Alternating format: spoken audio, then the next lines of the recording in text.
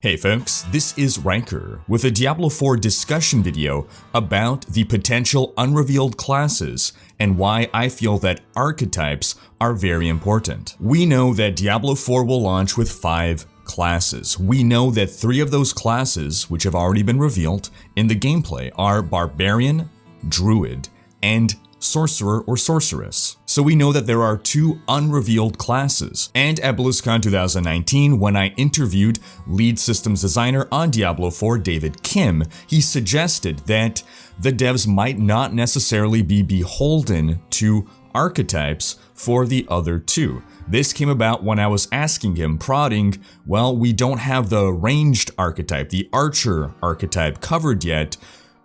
Do you think one of those classes may be something like that? Now, perhaps he was just being coy and not wanting to spill any beans, but maybe he actually feels that, yeah, they might not necessarily cover some of the core archetypes that we would expect them to go with. So in this video, I'm going to talk about archetypes. I'm going to talk about their importance to the Diablo franchise historically and why I feel it would be a very good idea to ensure that the core archetypes are covered as much as possible in the 5 base classes of Diablo 4.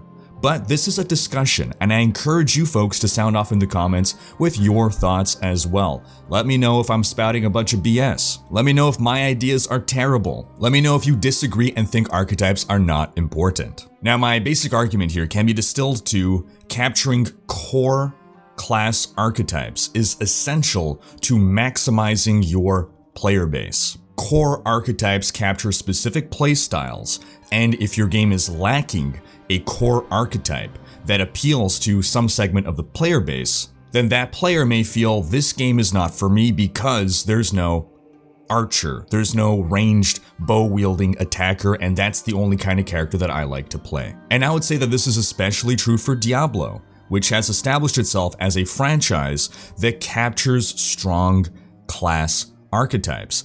And most of this video will be going over the history of archetypes and the importance of archetypes in the Diablo franchise. So I have put together this diagram. It's a lot to take in at first, but we're going to walk through it, starting with Diablo 1. Now, Diablo 1 released with 3 classes: the Warrior, the Rogue, and the Sorcerer. And these established the 3 core archetypes of the Diablo franchise. And it's no coincidence that these are 3 core archetypes in a lot of fantasy games. The Warrior captured the brutish melee attacker, the tanky melee guy. This is for the player that wants to get in your face with monsters, deal damage, and take damage. Then we have the Rogue that captures more of the archer archetype. Now, the Rogue could definitely go melee, but its greatest distinguishing factor is its ability to be a good archer.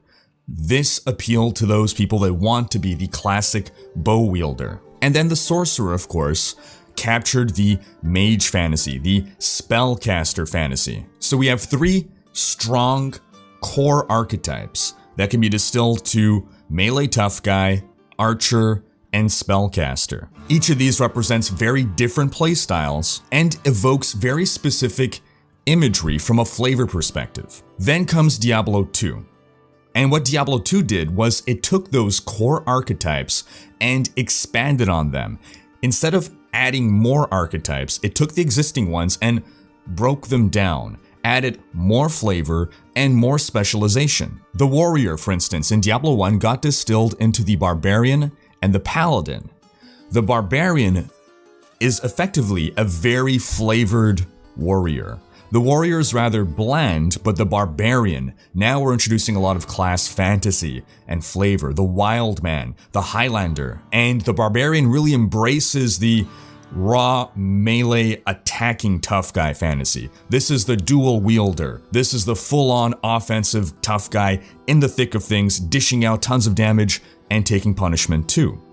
But there's another fantasy that goes with the melee tough guy, and that's the sword and board fantasy, the sword and shield, which got ascribed to the Paladin. So now we're taking the main category of the melee tough guy and dividing it into the Barbarian and the Paladin, the full offense melee tough guy, and the sword and board melee tough guy. But the Diablo 2 devs didn't stop there. They could have made the Paladin just a knight, a sword and board knight, but they further added another sub-archetype, the Holy Warrior. In a sense, one can argue that the Holy Warrior is a mixture of warrior and sorcerer because it's employing some form of magic, but it is certainly flavored quite differently to be revolving around holiness. This adds a unique flavor, and the magic is substantially different enough to really warrant its own category. Then we have the Amazon, which is really a carryover of the Rogue, a heavily flavored Rogue.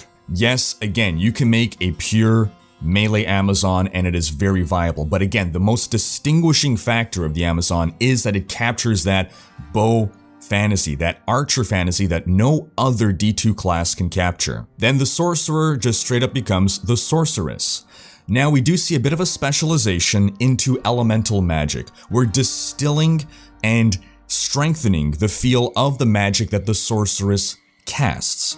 Yes, there's still some carryovers of telekinesis and whatnot, but overall we're really reinforcing that elemental magic. And then comes the Necromancer. Now the Necromancer is at its core another spellcaster, but we're adding something unique here, and that is the Summoner archetype. Not only can he cast spells, which are very distinct from the Sorceress spells, but he can also summon an army of minions. Now these were the 5 base classes of Diablo 2. The game launched like this. So imagine that you're a Diablo 1 player. You enjoy playing a warrior. Who do you play in Diablo 2? Well, you have your choice between Barbarian and Paladin. Both will fit the playstyle, the archetype. They are expansions of the warrior archetype. If you like playing an archer, if you were a rogue, then you're probably going to like the Amazon. If you were a sorcerer, then you can go to either Sorceress or maybe try out the Necromancer. So Diablo 2 takes the 3 core archetypes, expands them, and adds 2 new sub-archetypes, the Holy Warrior and the Summoner. And it also takes the relatively bland-flavored Diablo 1 archetypes and heavily flavors them. Barbarian and Amazon evoke so much more imagery, so much more lore than Warrior and Rogue. Then comes the expansion, which adds 2 entirely new archetypes. Now, one can argue that the Druid here was a sorcerer plus a warrior. There are elements of that. Yes, there is elemental magic and there is some melee tough guy business going on, but the most distinguishing factor about the Druid was that it added shape-shifting, an archetype, a playstyle that had at that point never been introduced to the Diablo franchise. And then the Assassin similarly was taking some of the forgotten aspects of the Rogue and a little bit of Warrior, but really implementing it in a unique way, in which we'll just call the Ninja archetype, because it's martial arts and it's traps. So what we see again here is that the base game of Diablo 2 captured the 3 core archetypes, added a couple new ones, and then once those were laid out in an expansion, it added 2 completely new archetypes. Then we move to Diablo 3. Diablo 3 carries over the Barbarian exactly as it was. This will continue to be our melee tough guy. And there's a very good reason that the Barbarian keeps coming back in the Diablo franchise. 1, its flavor is very strong, and 2, it perfectly captures a very important archetype. Then we have the Monk. Now the Monk is interesting in that it is the carryover of the Holy Warrior plus the martial arts ninja aspect of the Assassin. So we are taking 2 existing archetypes or sub-archetypes and combining them in a unique way to create this very unique class, this holy martial arts monk. Then we have the Demon Hunter. This is taking the archer playstyle and combining that as well with the ninja assassin gameplay. The Demon Hunter is the de facto archer class of D3, but it also carries over some of that assassin feel, especially from a thematic vibe, but the traps as well. Effectively, the assassin of D2 was split into 2. Half of it, the martial arts, went to the monk, and the other aspect, the traps, and the overall flavor went to the Demon Hunter. Then the Sorceress turns into the Wizard, pretty much unchanged. The flavor has changed, but the gameplay largely the same. They take the idea of the Elementalist and then they add arcane damage to it as well, so it's flavored a bit differently, arguably a little bit more powerfully to distinguish it from the Druid, which never made it into D3. but at least that division would have been there. And then the Necromancer pretty much transforms into the Witch Doctor. The Witch Doctor serves the same role, the exact same role as the Necromancer. It is a spellcaster, and it is a summoner, and it is even thematically similar in that it summons undead. Now, the difference between the Sorceress going to the Wizard and the Necromancer going to the Witch Doctor is that the Wizard is still largely capturing the same fantasy as the Sorceress. So if you like the Sorceress, you probably will still like the Wizard just as much, or almost. But the Necromancer becoming reskinned as the Witch Doctor is a very different flavor, and a lot of people were upset or disappointed by this, seeing that, well, the Witch Doctor fills exactly the role, exactly the archetypes of the Necromancer, but is flavored in a way that you may not like, especially if you love the flavor of the Necromancer, that dark, gothic skulls and pseudo-evilness vibe to it. And now this Witch Doctor is kind of goofy and more lighthearted and overall jungle themed. So for those who cared mostly about the archetype from a playstyle standpoint, they are satisfied from going to Necro to Witch Doctor, but from a flavor standpoint, it certainly was a certain amount of disappointment to Necro players. So those were the 5 base classes of Diablo 3. So again, if you were coming from Diablo 1, if you like being a warrior, you can play a barbarian, you're happy. If you like rogue, you can play a demon hunter, you're happy because you get that ranged attacker. If you were a sorcerer, you can play a wizard, you'll be happy. If you're coming from D2, if you played a paladin, well, you got the holy warrior, but you're lacking that sword and board play style. No base class in Diablo 3 could use a shield worth a damn. There were no powers that focused on shields. So there was maybe that amount of disappointment, but I would argue that sword and board isn't as strong of an archetype as our 3 base ones up here. Again, if you were a Necromancer, well, you went to Witch Doctor or you stopped playing the game. If you were a Druid player, well, there was nothing for you yet. One can argue that with there being no shapeshifting class, the Barb, the Monk, the Demon Hunter, and the Wizard technically have shapeshifting powers. Each of these classes has some uber form that lets it transform for some amount of time, and while you can make some loose argument that this is shapeshifting, I wouldn't say it is at all capturing that same archetype. Or if it is heavily diluted. And then again, if you play the Assassin, you'd probably have fun with either the Monk or the Demon Hunter. So in base Diablo 3, the only people really being disappointed, Necro players from a flavor perspective, Druids because there's just no shapeshifting, and sword and board paladin players. Then comes the expansions, which were certainly planned ahead of time. So, the Crusader gets added, which is basically a straight lift of the paladin. In fact, it is flavored as effectively a super paladin. This brings back the sword and board playstyle, so for those people who enjoyed that, well, now they get to do that again, and now all of a sudden shields in this game are worth something again. We have shield powers, so they're capturing an archetype that was previously existing as a base archetype in D2, but was not carried over to D3. Now, rumor has it that there was a second planned expansion, and my belief, and we'll expand on that in a bit, is that the Druid was planned as the second character to be added. But as we all know, that expansion never happened, it was cancelled. Instead, years later, we got the Necro Pack. You might ask, well, why didn't we get the Druid instead?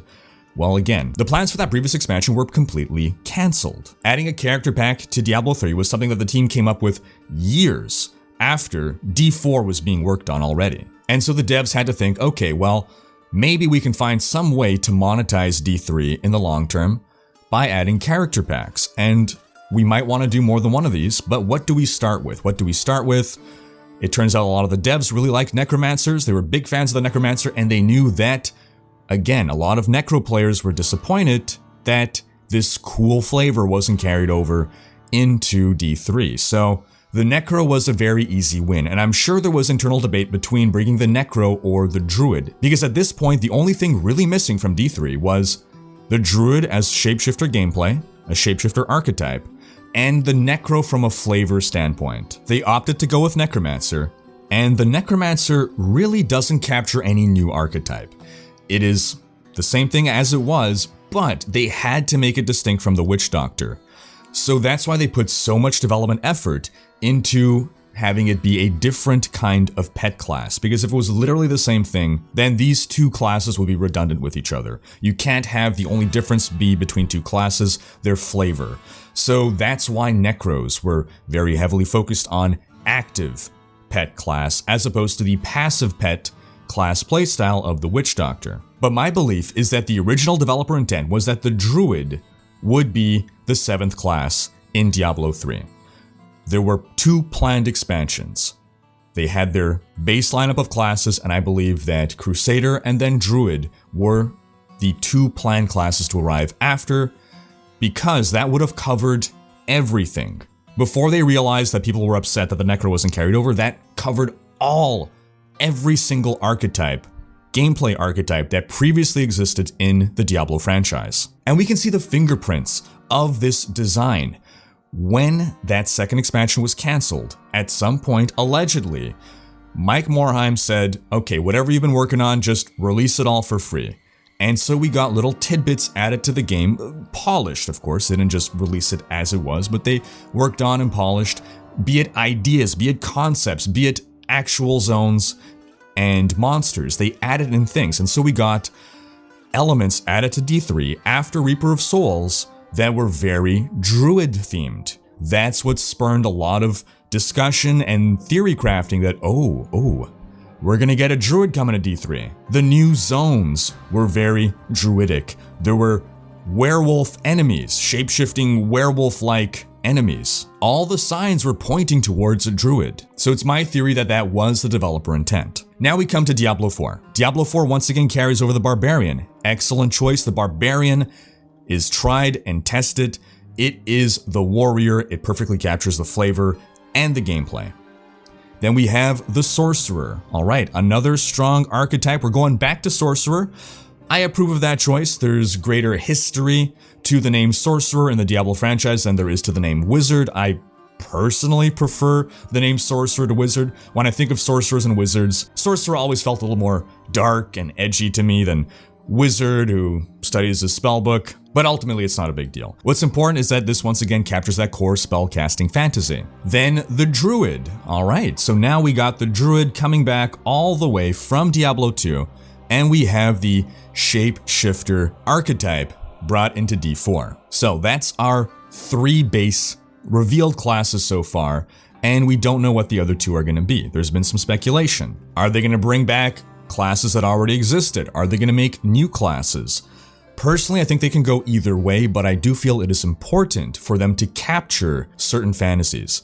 And I would argue that the fantasies that are closer up top here are the most important to capture. They have the warrior, they have the sorcerer. What they don't have is the archer fantasy. So again, if I'm a Diablo 1 player, I want to play a warrior, I can play barbarian. I'm a Diablo 1 player, I want to play a spellcaster, I got the sorcerer. It's even called the same thing. But if I'm a rogue player right now, there's nothing for me to play. So I feel pretty strongly that you need to have, as one of these 2 classes, an archer type archetype. Now you can mix this, you can combine it with another archetype as well. So it doesn't have to be the rogue, it doesn't have to be the Amazon, it doesn't have to be the demon hunter. And you can find new ways to even combine existing archetypes, but it needs to be one of these, in my opinion, very strongly needs to be an archer. Now let's go look at Diablo 2. What else are we missing? Barbarian is fulfilled. Now Paladin, there's no sword and board. And we don't have any Holy Warrior yet in Diablo 4.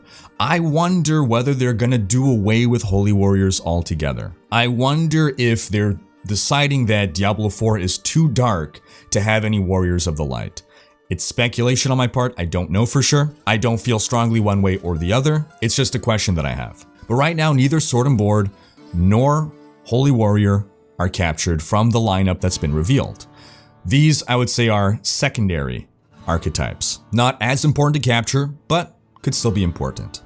Amazon is covered, Sork is covered, Summoner. Summoner, not covered. You might argue that, well, the Druid has a bit of Summoner in him, but it's not to the point that you would call it really a Summoner in the way that the Necro was a Summoner. And while this is sort of a jumping off point from a Mage archetype, I do feel that the Summoner archetype, the Summoner playstyle, has become popular enough that it really warrants special attention. So I think having a Summoner as one of these 2 classes as well would be important. So again, right now I think Archer and Summoner are probably two of the more important ones to capture here.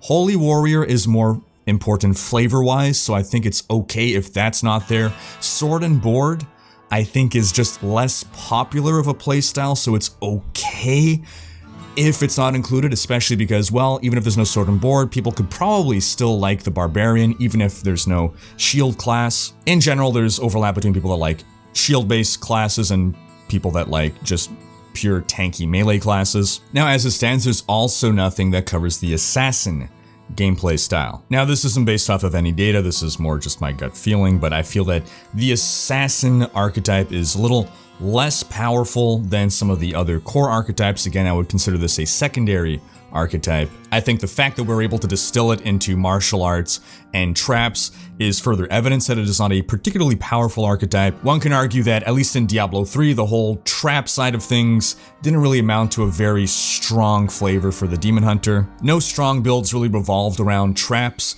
It was mostly the sentries, which is really just adding to the ranged archer archetype, and I'd argue that the strongest element of the assassin that was retained was the monk archetype. But then you get into this weird position where, okay, well, I'm a martial artist, but I'm still holding weapons, so my character is holding weapons, but I'm not actually attacking with my weapons, I'm doing spinning roundhouse kicks, and there's this sort of disconnect between the fantasy of these awesome weapons and not actually using them when fighting. Nonetheless, I can't discount it as an archetype, but it certainly wouldn't be a primary archetype. So why is this relevant to anything?